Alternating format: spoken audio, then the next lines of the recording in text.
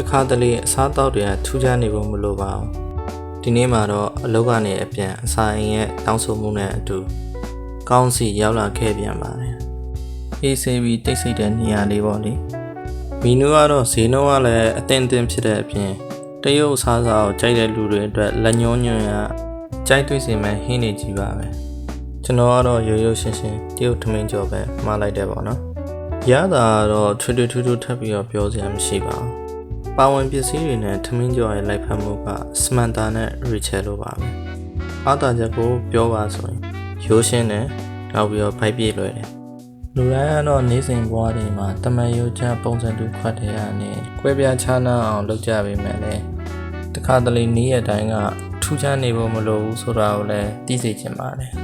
နောက်ပြီးတေချာတွေ့ကြည့်ရင်ရှေ့ဆက်ရမယ့်နေ့ရက်တွေအတွက်တကယ်လိုအပ်နေတာကဟင်းပူနွေ့နွေ့တစ်ခွက်လည်းဖြစ်နိုင်တာပဲ